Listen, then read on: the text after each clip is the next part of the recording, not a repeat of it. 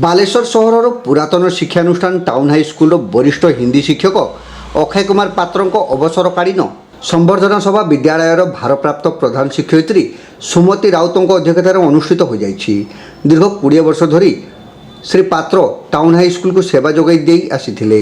ବିଦ୍ୟାଳୟ ଆଜି ଜଣେ ନିଷ୍ଠାଭାଷୀ ଦରଦୀ ମେଳାପୀ ଅଭିଜ୍ଞ ଗୁଣୀ ସାରଙ୍କୁ ହରାଇଲା। ଆଜି ଆଲୁମିନି ଏସ୍ଏମ୍ସି ତରଫରୁ ତାଙ୍କୁ ପୁଷ୍ପଗୁଚ୍ଛ ଉତ୍ତରୀୟ ଦେଇ ସମ୍ବର୍ଦ୍ଧିତ କରାଯାଇଛି। ପ୍ରଧାନ ଶିକ୍ଷକଙ୍କ ନିର୍ଦ୍ଦେଶ କ୍ରମେ ଛୁଟି ପରେ ଶ୍ରୀ ପାତ୍ରଙ୍କୁ ବିଦ୍ୟାଳୟ ତରଫରୁ ସମ୍ବର୍ଦ୍ଧନା ଦିଆଯିବ। ଏବେ ସାଧାରଣ ନିର୍ବାଚନ ଏବଂ ଛୁଟି ପାଇଁ ଏହା ସମ୍ଭବ ହୋଇପାରିନି। ଏହି ସଭାରେ ଆଲୁମିନି ସଭାପତି ସୁବ୍ରତ କର, ସମ୍ପାଦକ ରବୀନ୍ଦ୍ର କୁମାର ମହାନ୍ତି, ଏସ୍ଏମ୍ସି ସଭାପତି ପ୍ରଦୀପ କୁମାର ଖୁଣ୍ଟିଆ, ପ୍ରାକ୍ତନ ପ୍ରଧାନ ଶିକ୍ଷକ ସୁଧାଂଶୁ ଶେଖର ଜେନା, ପ୍ରାକ୍ତନ ଏସ୍ଏମ୍ସି ସଭାପତି ପ୍ରଦୀପ ପ୍ରଧାନ, ପ୍ରହ୍ଲାଦ ପ୍ରସାଦ ଗୁପ୍ତା, ପ୍ରାକ୍ତନ ଶିକ୍ଷକ ଦାମୋଦର ପଣ୍ଡା ନିଜ ବକ୍ତବ୍ୟରେ କହିଥିଲେ ଯେ ଟାଉନ୍ ହାଇସ୍କୁଲ ପାଇଁ ଏକ ଅପୂରଣୀୟ କ୍ଷତି ଘଟିଲା। ଆଲୁମିନି ସଭାପତି ସୁବ୍ରତ କର କହିଥିଲେ ଯେ ଟାଉନ୍ ହାଇସ୍କୁଲ ଆଜି ଏକ ଶୃଙ୍ଖଳିତ ଜାଗ୍ରତ ପ୍ରହରୀକୁ ହରାଇଲା। ଅକ୍ଷୟ ସାର୍ ଆଲୁମିନି ଏସ୍ଏମ୍ସି ଏବଂ ପ୍ରଧାନ ଶିକ୍ଷକଙ୍କ ମଧ୍ୟରେ ଜଣେ ସଂଯୋଜକ ଭାବେ କାର୍ଯ୍ୟ କରୁଥିଲେ।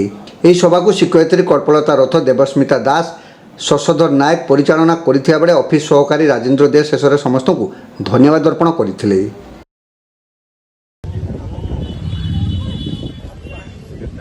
ଫୁଲ ତୋଡ଼ା ଦିଅନ୍ତୁ।